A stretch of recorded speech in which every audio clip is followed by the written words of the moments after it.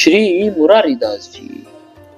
श्री मुरारीदास जी मारवाड़ प्रांत के प्रसिद्ध ग्राम बिलौंदा में विराजते थे। प्रतिवर्ष आप एक सुंदर महोत्सव किया करते थे। एक बार महोत्सव में संत सभा के बीच आपको भक्त भगवंत का पार्षद प्रमाणित किया गया। हरिनाम लीला संकीर्तन के प्रसंग में आपने पैरों में घुंघरू बांधकर भगवान श्री राम के चरित्र को दिखाया। गान और भाव प्रदर्शन की विलक्षणता से दर्शकों को प्रत्यक्ष लीला का सा अनुभव हुआ। फिर आपने शास्त्रीय संगीत पद्धति से देसी सारंग राग को गाते हुए सारंग धनुर्धर भगवान श्री रामचंद्र जी के वनगमन का दृश्य प्रस्तुत किया और विरह व्यथा से व्याकुल होकर अपने प्राण पखेरु को भगवान के साथ भेज दिया। श्री कृष्ण के वियोग में जैसे श्री कुंती जी ने अपने शरीर को त्यागा था, उसी प्रकार श्री मुरारी दास जी ने श्री राम के विरह में शरीर का परित्याग किया। श्री कुंती जी के अतिरिक्त इनके शरीर त्याग में दूसरे किसी की उपमा नहीं दी जा सकती है। श्री मुरारी दास जी का जन्म छत्तीसगढ़ के विलौदा नामक ग्राम के एक अकिंचन ब्राह्मण परिवार में हुआ था। बाल्यावस्था में ही माता ने इनके हृदय में गीतों के माध्यम से श्री कृष्ण भक्ति का बीज वपन किया था। मुरारी दास ने माँ के कंठ से निकले गीत सुनकर कंठस्थ कर लिए और वे उन्हें गाया करते थे। गांव के लोग मुरारी से गीत सुनकर प्रसन्न होते, आग्रह करते, उनसे गीत सुनते। गांव की स्त्रियां भी इनसे प्रसन्न रहती। इन्होंने सुंदर रूप एवं मधुर स्वर पाया था। अकस्मात मुरारी के माता पिता दोनों का निधन हो गया। अनाथ मुरारी के मन में गांव छोड़ देने की बात आई। ये प्रायः गांव के मंदिर में जाकर वहां घंटों बैठा करते थे, कारण कि वहां इन्हें शांति मिलती थी। परंतु स्वयं मुरारी का चित्त उचट गया था। गांव की उदार स्त्रियां कभी कभी अपने घर से कुछ भोजन लाकर इन्हें खिला जाती थी। एक बार लगातार 3 दिन तक इनको कुछ भी खाने को न मिला। न किसी ने इनसे पूछा, न ये स्वयं किसी के यहाँ गए।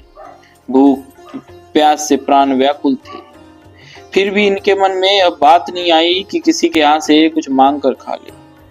आधी रात बीत चुकी थी, चारों ओर सन्नाटा था, परंतु मुरारी के हृदय की वही दशा थी जो पानी सूखने पर मछलियों की होती है। इनको विश्वास हो गया कि मेरी यही आखिरी रात है। मन बहलाने के लिए गीत गुनगुनाने लगे, किंतु बीच में ही बेहोश होकर गिर पड़े। कुछ देर बाद इन्हें अनुभव हुआ कि उस जीर्ण शीर्ण मंदिर से सुंदर वस्त्राभरणों से सुसज्जित कोई देवी निकली। उसके एक हाथ में नाना व्यंजनों से भरा थाल, दूसरे हाथ में शीतल जल से भरी झारी थी। उसने मुरारी के सिर को गोद में रखकर कहा, बेटा, जिसकी कोई भी सुध लेने वाला नहीं होता, उसकी सुध मैं लेती हूँ। उठो, भोजन करो। मुरारी समझ नहीं पा रहा था कि यह सब क्या हो रहा है। देवी ने अपने हाथों से उन्हें भोजन कराया, खिला पिला कर प्यार से इनके सिर को सहलाया। मुरारी देवी माता की गोद में सिर रखकर बेखबर सो गया। दूसरे दिन जब इनकी नींद खुली तो रात की घटना का स्मरण कर विक्षिप्त सा हो गया। जब कुछ होश हुआ तो उसे एक सनक सूझी। जो भी मिल जाता उसी के चरणों में गिरता और माँ माँ पुकारता। धीरे धीरे यह बात वहां के राजा के कानों तक पहुंची। उसने इन्हें पकड़ मंगाया और इनके इस आचरण पर इन्हें राज्य निर्वासन का दंड दिया। छत्तीसगढ़ को अंतिम नमस्कार करे चल पड़े। रमते हुए वृंदावन पहुंची। इष्ट देव के धाम में पहुंचकर इन्हें अपार आनंद हुआ। इधर अपने कृत्य पर छत्तीसगढ़ नरेश को बड़ा पश्चाताप हुआ। वे मुरारी को छत्तीसगढ़ वापस लाने वृंदावन गए। वृंदावन में इनका पता नहीं चल सका। वहां के निवासियों को मुरारी नाम के इस नवागत का पता नहीं था। एक दिन किसी ने बताया कि एक पागल अलमस्त होकर यमुना किनारे घूमा करता है। नरेश ने समझा कि यही मुरारीदास होंगे। राजा ने जाकर दंडवत प्रणाम किया और अपने अपराधों के लिए क्षमा मांगते हुए इनसे छत्तीसगढ़ चलने की प्रार्थना की। मुरारीदास अपने प्रियतम के धाम में अनुरक्त हो गए थे। भला क्यों वापस जाते ही? राजा ने पालकी मंगाई और बलात् मुरारीदास को उस पर बैठाया। मुरारीदास जा रहे थे, किंतु उनके मन से वृंदावन छूटने की असह्य पीड़ा थी। छत्तीसगढ़ पहुंचकर राजा ने बहुत बड़ा उत्सव समारोह किया। मुरारीदास के लौटने पर मानो छत्तीसगढ़ में नवीन प्राण, नई चेतना आ गई थी। इसके बाद राजा की सारी दिनचर्या साधु महात्माओं की सेवा में ही व्यतीत होने लगी।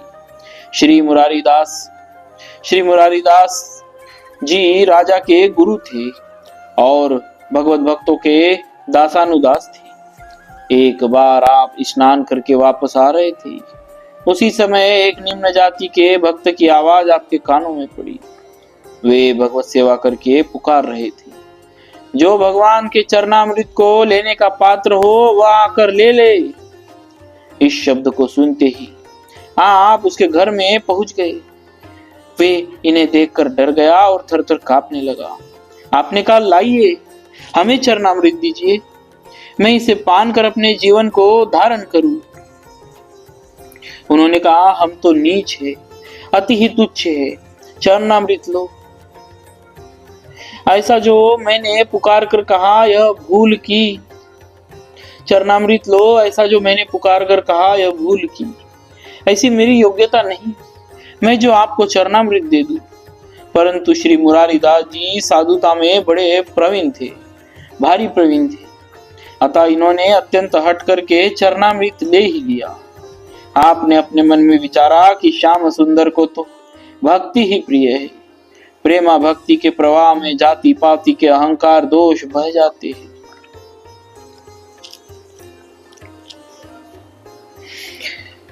उसके यहाँ चरणामृत लेने की इनकी बात गांव भर में फैल गई। भक्त द्वेषी विमुख लोग इनकी निंदा करने लगे और राजा के पास जाकर उनके भी कान भर दिए।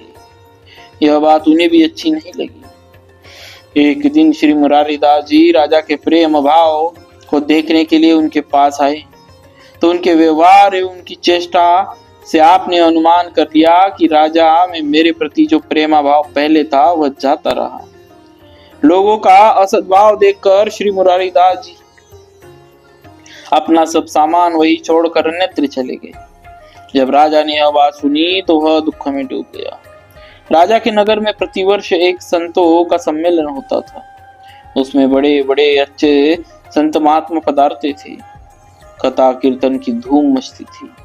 परंतु अब श्री मुरारीदास जी के चले जाने के बाद किसी साधु महात्मा की छाया भी वहां नहीं दिखलाई पड़ती थी। राजा ने इसे भारी उत्पात माना और जहां श्री मुरारीदास जी विराजते थे वहां उन्हें लिवाने लिए पहुंचा। राजा ने पृथ्वी पर पड़कर कई बार साष्टांग दंडवत की। उसके नेत्रों से अश्रुपात हो रहा था। श्री मुरारीदास जी राजा को संत भगवंत से विमुख मानकर उसका मुख भी नहीं देख रहे थे। राजा हाथ जोड़े खड़ा था। उसकी बुद्धि दीनता में डूबी हुई थी। उसने कहा, आप मुझे मेरे अपराध के अनुरूप करोड़ दंड दीजिए, वे मुझे स्वीकार है, परंतु मेरी ओर देखिए, मुझे दर्शन दीजिए और आशीर्वाद दीजिए।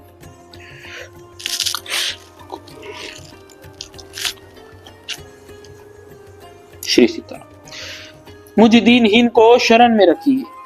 ऐसी दीनवाणी को सुनकर श्री मुरारीदास जी प्रसन्न हो गए और राजा के साथ आप पुनः उसी गांव को लौट आए। आपका नाम सुनते ही अनेक संतजन आपसे मिलने के लिए दौड़ कर आए।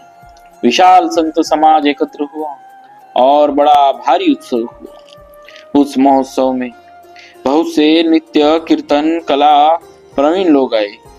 नृत्य गान एवं नाम संकीर्तन की मंगलमय ध्वनि चारों ओर छा गई। परंतु समाज के मन में श्री मुरारीदास जी महाराज की नित्य संकीर्तन कला को देखने की विशेष उत्कंठा हुई। संतों की हार्दिक अभिलाषा को आप समझ गए, क्योंकि भाव के प्रवीण पारखी थे। सुंदर नुपुरों को अपने पैरों में बांधा और 7 स्वर 3 ग्रामों सप्तक मंद मध्य तीव्र में तन्मय होकर नित्य संकीर्तन करने लगे। आपने प्रेम के भावावेश में आकर श्री रामचंद्र जी के वनगमन का चरित्र गाया। उस समय विरह सहन न होने के कारण आपके प्राण भी प्रभु के साथ ही चले गए। आपका शरीर चित्र के समान स्तब्ध रह गया। ऐसा भी कहा जाता है कि श्री मुरारी दास जी जब अपने गांव वाले टूटे मंदिर की सीढ़ियों पर ही दिन रात व्यतीत करते थे, वहां दर्शनार्थियों की भीड़ लगी रहती थी। एक दिन प्रातःकाल लोगों ने देखा कि श्री मुरारी दास जी का कंता और करवा मंदिर की सीढ़ियों पर पड़े हुए हैं, परंतु वे स्वयं वहां नहीं। लोगों ने बहुत ढूंढा, परंतु कहीं पता नहीं चला। उन्होंने सोचा ये अपने प्यारे के धाम चले गए। इसके बाद यहाँ इनका कहीं संधान नहीं मिला, न छत्तीसगढ़ न वृंदावन में। भक्तों, ऐसे परम भागवत थे हमारे श्री भक्तराज जी श्री मुरारी दास जी महाराज। भक्तों, बोलिए भक्तराज श्री मुरारी दास जी महाराज की जय। भक्तों सो भगवान की जय।